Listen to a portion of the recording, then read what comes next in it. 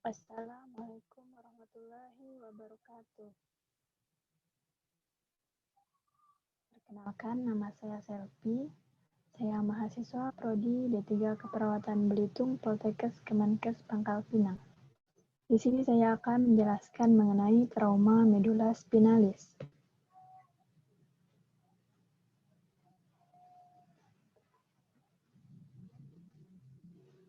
Pengertian. Trauma medula spinalis adalah suatu kerusakan fungsi neurologis yang disebabkan oleh benturan pada daerah medula spinalis. Brunner dan Sudar 2001. Cedera medula spinalis atau CMS merupakan salah satu penyebab gangguan fungsi saraf yang sering menimbulkan kecacatan permanen pada usia muda. Kelainan yang lebih banyak dijumpai pada usia produktif ini seringkali mengakibatkan penderita harus terus berbaring di tempat tidur atau duduk di kursi roda karena tetraplegia atau paraplegia.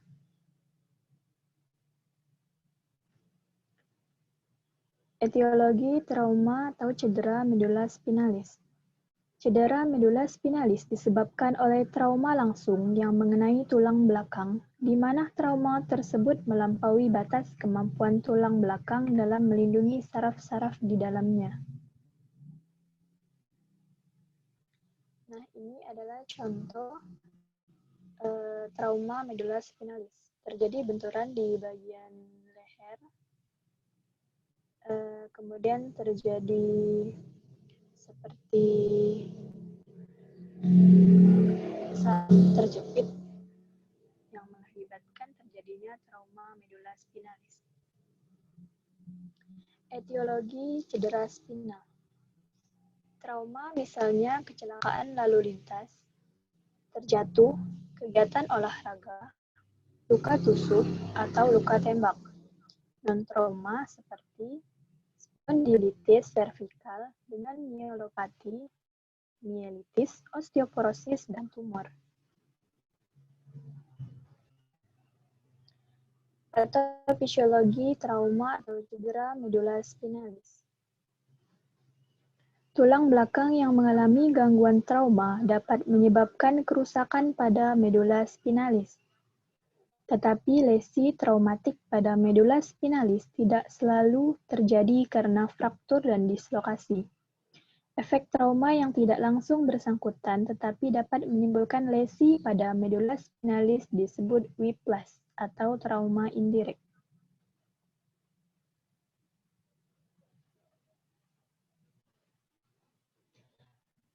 Mekanisme terjadinya cedera medula spinalis.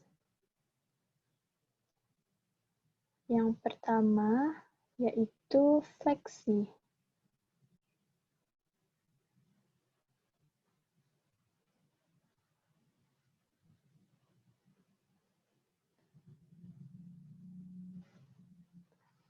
Trauma terjadi akibat fleksi dan disertai dengan sedikit kompresi pada vertebra.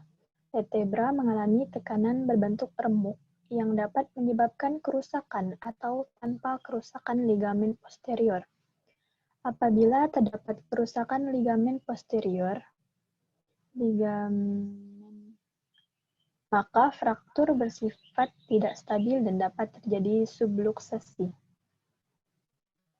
Yang kedua, fleksi rotasi.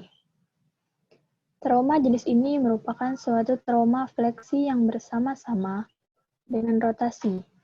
Terjadi pergerakan ke depan atau dislokasi vertebra di atasnya. Semua fraktur dislokasi bersifat tidak stabil. Yang ketiga, kompresi vertikal.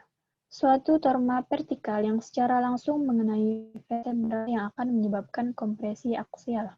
Nukleus pulposus akan memecahkan permukaan serta badan vertebra secara vertikal. Material diskus akan masuk dalam badan vertebra dan menyebabkan vertebra menjadi rekah atau pecah. Pada trauma ini, elemen posterior masih intak sehingga fraktur yang terjadi bersifat stabil. Yang keempat, hiperekstensi atau retrofleksi. Biasanya terjadi hiperekstensi sehingga terjadi kombinasi distraksi dan ekstensi. Keadaan ini sering ditemukan pada vertebra servikal dan jarang pada vertebra thoracolumbaris. Ligamen anterior dan diskus dapat mengalami kerusakan atau terjadi fraktur pada arcus neuralis. Fraktur ini biasanya bersifat stabil. Yang kelima, fleksi lateral. Kompresi atau trauma distraksi yang menimbulkan fleksi lateral akan menyebabkan fraktur pada komponen lateral, yaitu pedikel, foramen vertebra, dan sendi facet. Fraktur dislokasi suatu trauma yang menyebabkan terjadinya fraktur tulang belakang dan terjadi dislokasi pada ruas tulang belakang. Manifestasi klinis.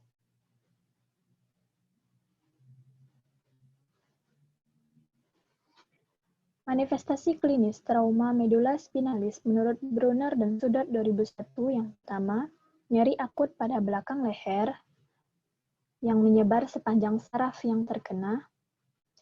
Yang kedua, paraplegia. Yang ketiga, tingkat neurologik. Dan yang keempat, paralisis sensorik motorik total. Selain itu, tanda dan gejala lainnya yaitu yang pertama, perubahan refleks. Setelah terjadi cedera medula spinalis, terjadi edema medula spinalis, sehingga stimulus refleks juga terganggu, misalnya refleks pada bladder, refleks ejakulasi, dan aktivitas visceral. Yang kedua, spasme otot. Gangguan spasme otot terutama terjadi pada trauma komplit transversal, di mana pasien terjadi ketidakmampuan melakukan pergerakan.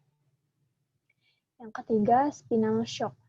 Tanda dan gejala spinal shock meliputi flaccid paralysis di bawah garis kerusakan, hilangnya sensasi, hilangnya refleks spinal, hilangnya tonus vasomotor yang mengakibatkan tidak stabilnya tekanan darah, tidak adanya keringat di bawah gigi, di bawah garis kerusakan, dan inkontinensia urin dan retensi feses. Yang ketiga, autonomic dysrefleksia. Terjadi pada cedera T6 ke atas, di mana pasien mengalami gangguan refleks autonom seperti terjadinya bradikardia, hipertensi, paroksisma, dan distensi bladder. Yang kelima, gangguan fungsi seksual. Banyak kasus memperlihatkan pada laki-laki adanya impotensi, menurunnya sensasi, dan kesulitan ejakulasi. Pasien dapat ereksi tetapi tidak dapat ejakulasi. Selanjutnya, komplikasi. Komplikasi yang pertama yaitu pendarahan mikroskopik. Pada semua cedera medula spinalis atau vertebra terjadi pendarahan kecil yang disertai reaksi peradangan, sehingga menyebabkan pembengkakan dan edema dan mengakibatkan terjadinya peningkatan tekanan di dalam dan di sekitar korda. Peningkatan tekanan menekan saraf dan menghambat aliran darah sehingga terjadi hipoksia dan secara drastis meningkatkan luas cedera korda. Dapat timbul jaringan ikat sehingga saraf di darah tersebut terhambat atau terjerat. Yang kedua, hilangnya sensasi, kontrol motorik, dan refleks. Pada cedera spinalis yang parah, sensasi, kontrol motorik, dan refleks setinggi dan di bawah cedera korda lenyap. Hilangnya semua refleks disebut shock spinal. Pembengkakan dan edema yang mengelilingi korda dapat meluas kedua segmen di atas kedua cedera. Dengan demikian, lenyapnya fungsi sensorik dan motorik serta shock spinal dapat terjadi mulai dari dua segmen di atas cedera. Shock spinal biasanya menghilang sendiri, tetapi hilangnya kontrol sensorik dan motorik akan tetap permanen apabila korda terputus. Akan terjadi pembengkakan dan hipoksia yang parah. Yang ketiga, shock spinal. Shock spinal adalah hilangnya secara adekuat semua refleks-refleks dari dua segmen di atas dan di bawah tempat cedera. Refleks-refleks yang hilang adalah refleks yang mengontrol postur, fungsi kandung kemih dan rektum, tekanan darah, dan pemeliharaan suhu tubuh. Shock spinal terjadi akibat hilangnya secara akut semua muatan tonik yang secara normal di bawah neuron ascendent dari otak, yang bekerja untuk mempertahankan fungsi refleks.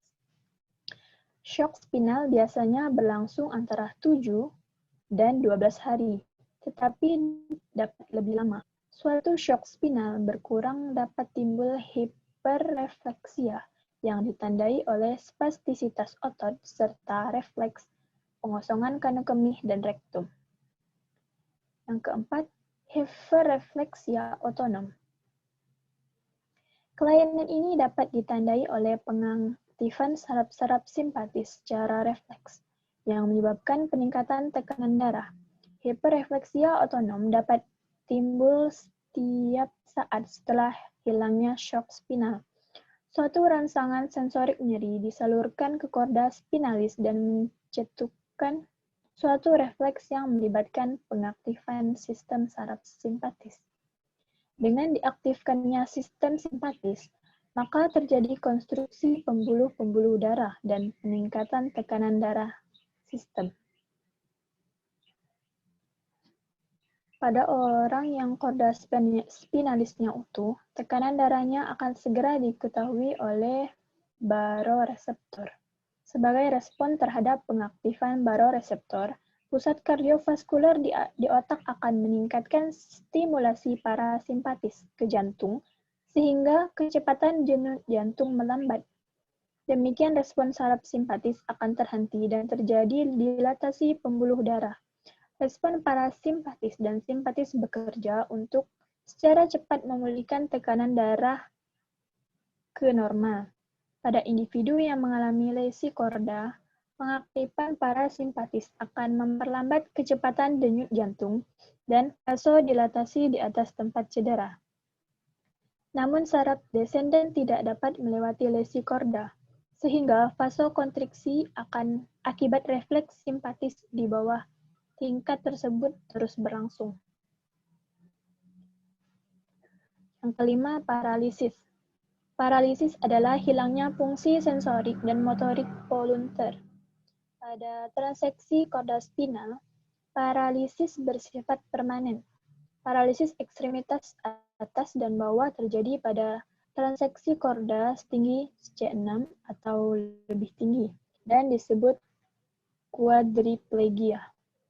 Paralisis separuh bawah tubuh terjadi pada transaksi korda di bawah C6 dan disebut paraplegia. Apabila hanya separuh korda yang mengalami transaksi, maka dapat terjadi hemiparalisis.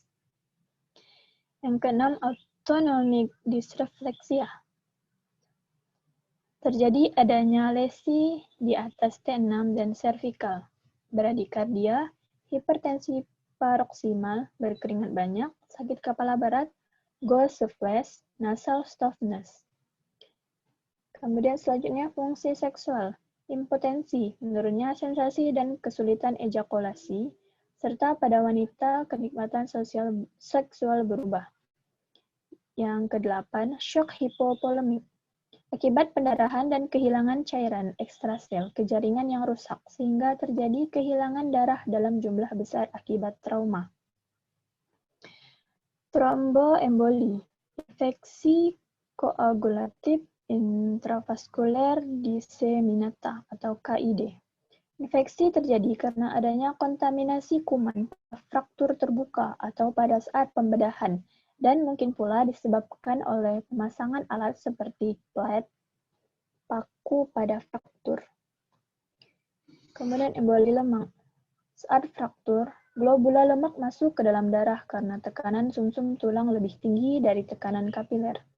Globula lemak akan bergabung dengan trombosit dan membentuk emboli yang kemudian menyumbat pembuluh darah kecil yang masuk ke otak, paru, ginjal, dan organ lain.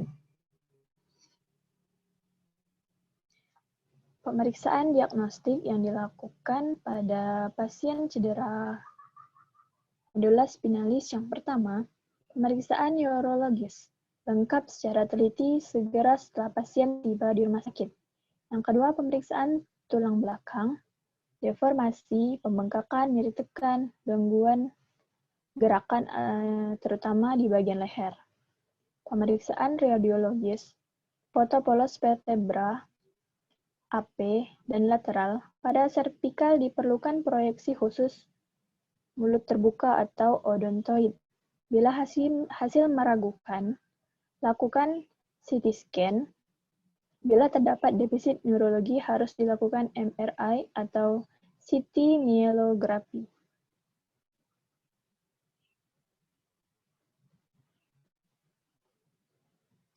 Asuhan keperawatan pasien trauma medula spinalis. Pada pasien trauma medula spinalis, biasanya keluhan utama yang sering menjadi alasan klien untuk minta pertolongan pertama yaitu nyeri, kelemahan dan kelumpuhan ekstremitas, inkontinensia, defekasi dan urin, nyeri tekan otot, hiperestesi tepat di atas daerah trauma, dan mengalami deformitas pada daerah trauma. Untuk memperoleh pengkajian klien dilakukan PQRST. Yang pertama, provoking incident, yang menjadi faktor presipitasi nyeri. Misalnya, adanya trauma pada tulang belakang. Yang kedua, quality of pain. Seperti apa rasa nyeri yang dirasakan? Contohnya menusuk seperti ditusuk-tusuk. Begitu yang ketiga, region, radiation, relief. Nah, apakah rasa sakit bisa rendah? Apakah rasa sakit menjalar atau menyebar? Dan di mana rasa sakit terjadi? Selanjutnya, severity atau scale of pain. Ini untuk menentukan skala nyeri. Biasanya skala nyeri yang diderita pasien trauma medula spinalis antara 3 sampai 4. Yang kelima yaitu time. Berapa lama nyeri berlangsung? Kapan? Apakah bertambah buruk pada malam hari atau siang hari?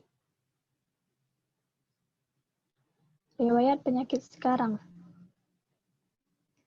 Adanya riwayat trauma yang mengenai tulang belakang akibat dari kecelakaan lalu lintas, kecelakaan olahraga, kecelakaan industri, kecelakaan lain seperti jatuh dari pohon atau bangunan, luka tusuk, luka tembak, trauma karena tali pengaman, dan kejatuhan benda keras, pengkajian yang sensibilitas yang total dan melemah atau menghilangnya refleks alat diam. Ini merupakan gejala awal dari tahap shock spinal yang akan berlangsung beberapa hari sampai beberapa minggu. Ileus paralitik, retensi urin, dan hilangnya refleks-refleks. Kemudian riwayat penyakit dahulu. Pengkajian yang perlu dilakukan meliputi adanya riwayat penyakit degeneratif pada tulang belakang seperti osteoporosis, osteoartritis, spondilitis, spondyloliostetis, spinal stenosis, yang memungkinkan terjadinya kelainan pada tulang belakang. Penyakit lainnya seperti hipertensi, diabetes mellitus, penyakit jantung, anemia, penggunaan obat-obatan antikoagulan, aspirin, vasodilator, obat-obatan adiktif perlu ditanyakan untuk menambah komprehensifnya pengkajian.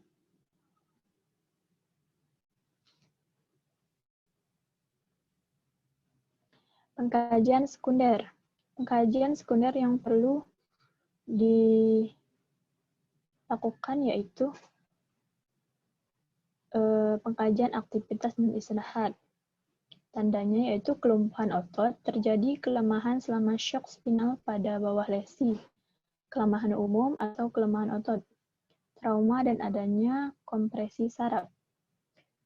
Untuk sirkulasi, gejala berdebar-debar, pusing saat melakukan perubahan posisi, tandanya yaitu hipotensi, posturak, bradikardi, ekstremitas dingin dan pucat, hilangnya keringat pada daerah yang terkena. Kemudian eliminasi.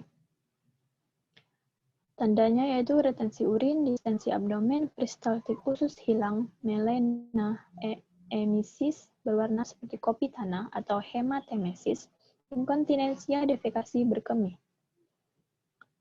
Pengkajian selanjutnya makanan atau cairan, tandanya yaitu mengalami distensi abdomen yang berhubungan dengan omentum, peristaltik usus hilang atau ileus paralitik. Kemudian pengkajian higien, tandanya yaitu sangat ketergantungan dalam melakukan aktivitas sehari-hari bervariasi.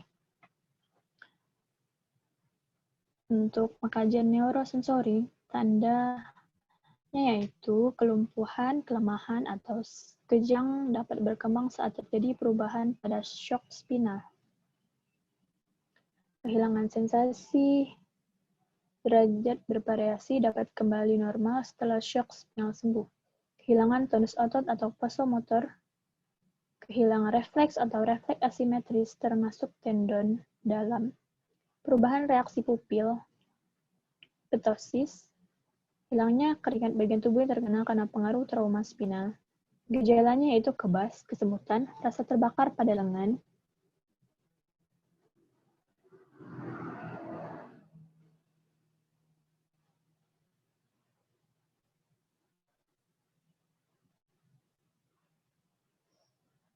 atau kaki, paralisis, plaksid, atau spastisitas dapat terjadi saat shock spinal teratasi, tergantung pada area spinal yang sakit. Kemudian nyeri atau kenyamanan. Gejalanya yaitu nyeri atau nyeri tekan otot dan hiperestesia tepat di atas daerah trauma. Tandanya mengalami deformitas postur, nyeri tekan vertebral. Kemudian pengkajian pernapasan. Gejalanya napas pendek, kekurangan oksigen, dan sulit bernapas.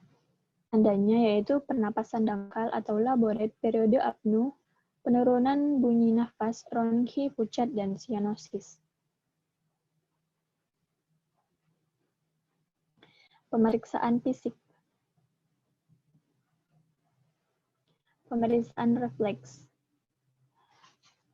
Pemeriksaan refleks dalam. Kemudian refleks asiles menghilang. Refleks patella biasanya melemah karena kelemahan pada otot hamstring. Pemeriksaan refleks patologis. Pada fase akut refleks patologis akan menghilang. Refleks patologisnya akan menghilang. Setelah beberapa hari, refleks fisiologis akan muncul kembali yang didahului dengan refleks patologis. Refleks selanjutnya yaitu refleks bulbocavemosus positif, menandakan adanya shock spinal. Pemeriksaan sensorik. Apabila kita mengalami trauma pada caudaecoina, mengalami hilangnya sensibilitas secara menetap pada kedua bokong, perineum, dan anus. Pemeriksaan sensorik superficial dapat memberikan petunjuk mengenai lokasi cedera akibat trauma daerah tulang belakang. Perkemihan, kaji keadaan urin yang meliputi warna, jumlah, dan karakteristik urin, termasuk berat jenis urin, penurunan jumlah urin, dan peningkatan retensi cairan dapat terjadi akibat menurunnya perfusi pada ginjal. Pemeriksaan fisik pencernaan pada keadaan shock spinal dan neuropraksia sering didapatkan adanya ileus paralitik. Data klinis menunjukkan hilangnya bising usus serta lambung dan defekasi tidak ada. Hal ini merupakan gejala awal dari shock spinal yang akan berlangsung beberapa hari sampai beberapa minggu. Pemenuhan nutrisi berkurang karena adanya mual dan kurangnya asupan nutrisi. Kemudian sistem muskuloskeletal, paralisis motor, dan paralisis alat-alat dalam bergantung pada ketinggian terjadinya trauma. Gejala gangguan motorik sesuai dengan distribusi segmental dari saraf yang terkena.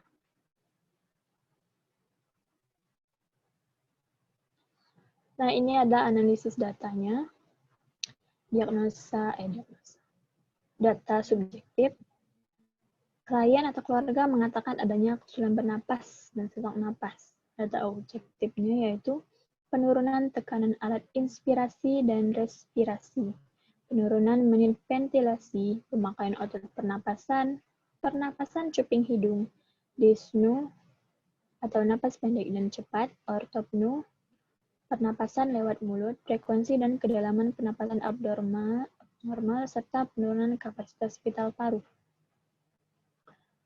Etiologi kecelakaan kerja, kemudian terjadi dislokasi C4, terjadi disfungsi C4, terjadi disfungsi neuromuskular, gangguan pada otot diafragma, terjadilah pola nafas tidak efektif. Masalahnya yaitu tidak efektifan pola nafas.